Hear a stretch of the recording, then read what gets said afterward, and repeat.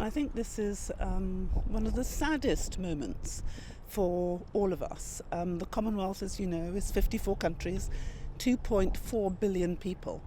And for all of Her Majesty's reign, she has been totally committed to the Commonwealth. But so has her beloved consort, His Royal Highness the Prince Philip.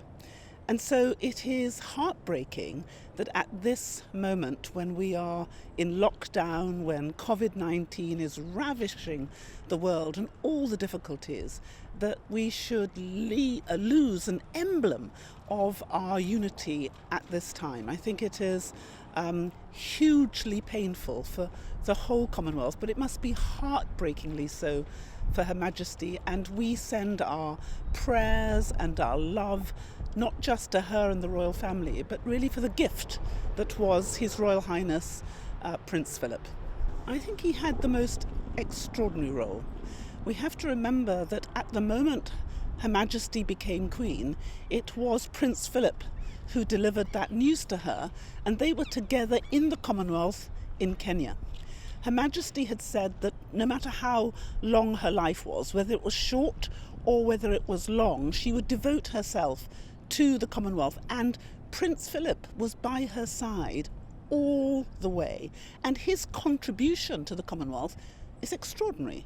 None of us forget what he did in 1956 when he created the Studies Conference. He had a vision that was really prescient in terms of what the next generation of Commonwealth citizens would need. He brought together people, men and women from across the Commonwealth of all disciplines, the new leaders, to envisage what we would have to do in order to have the world that we needed. So he was a real radical reformer, and his radical thinking not only brought about the Commonwealth Studies Conference, but it created the Duke of Edinburgh's awards for young people. And if you look back at when he did that, who was thinking about young people?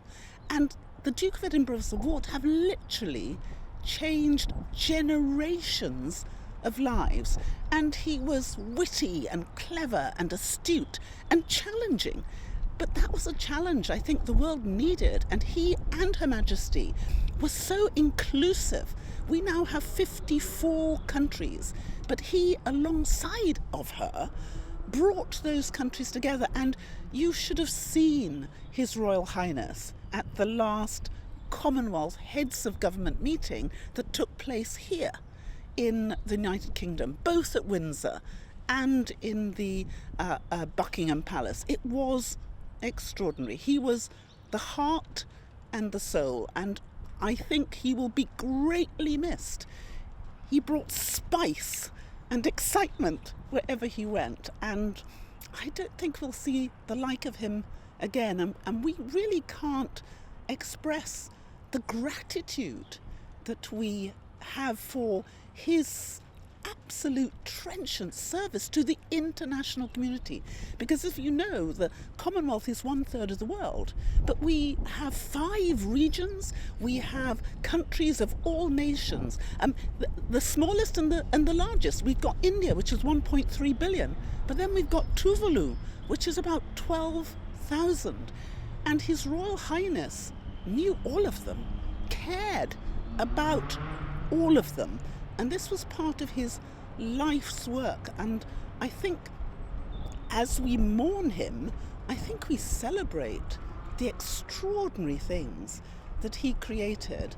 He and Her Majesty together, wrapping their arms around 1/3 of the world and being true and honouring the commitment that Her Majesty made when she was 21.